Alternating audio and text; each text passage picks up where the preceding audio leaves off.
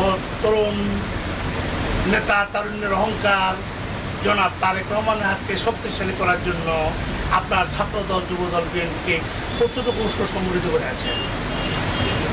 বিসমিল্লাহির রহমানির রহিম। ধন্যবাদ কামাল ভাই, আপনাকে আমাকে দুই চারটি কথা বলার জন্য, সুযোগ করে দেওয়ার জন্য। আমাদের চর্যব্য ইউনিয়ন জেল জুলুম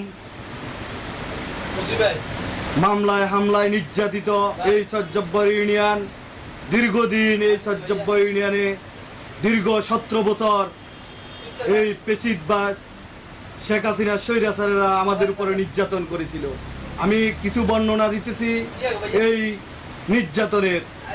2018 সালের নির্বাচনে আলহাজ সাদান ভাইকে নিয়ে আমরা বুইয়ারহাট থেকে, চাইয়াখালী থেকে বুইয়ারহাট আসার পথে এই বুইয়ারহাট আমাদের উপরে আক্রমণ হয়।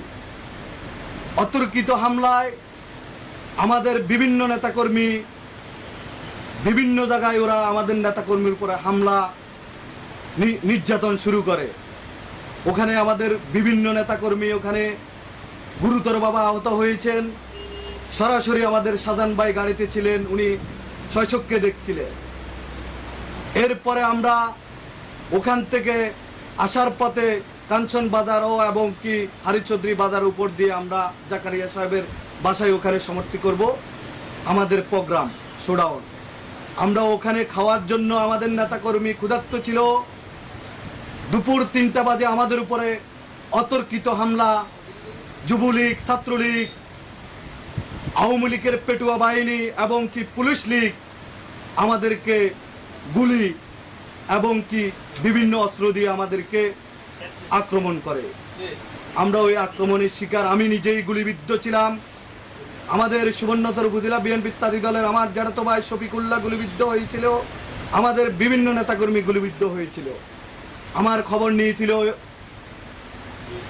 নোয়াখালী সুবর্ণচর, নোয়াখালী সদর সুবর্ণচরের নেতা মোহাম্মদ সাদান ভাই আমাদের খবর নিয়েছিল, আমাদেরকে এখান থেকে অ্যাম্বুলেন্সের মাধ্যমে নিয়েছিল।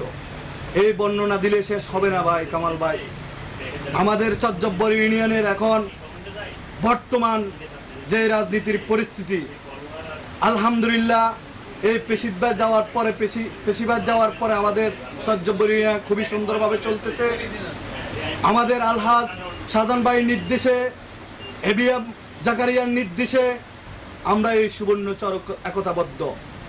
আমাদের আলহাজ আব্দুল্লাহ ভাইয়ের নির্দেশে এবং কি আমাদের ইসমাইল ভাইয়ের নির্দেশে আমরা চর্যব্যকে আগামী দিনের একটা মডেল চর্যব্যরে রূপান্তরিত করব। এই বলে আমার সংক্ষিপ্ত আলোচনা এখানে শেষ করছি। আসসালামু আলাইকুম।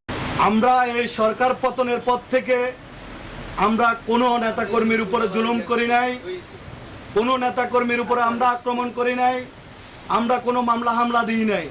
আমাদের নেতা তারেক রহমানের নির্দেশ, আমাদের নেতা শাহজাহান ভাইয়ের নির্দেশ, আমাদের নেতা জাকারিয়া সাহেবের নির্দেশ, আমাদের নেতা আব্দুল্লাহ ভাইয়ের নির্দেশ, ইসমাইল ভাইয়ের নির্দেশ, আমরা কোনো নেতা আওয়ামী লীগের কোনো স্বৈরাচারের নেতাকর্মীর উপর আপাতত আমরা কোনো আক্রমণ করব না। পরবর্তীতে সিদ্ধান্ত যাই আসে আমরা ইনশাআল্লাহ ওই সিদ্ধান্ত মোতাবেক চলবো, এই বলে।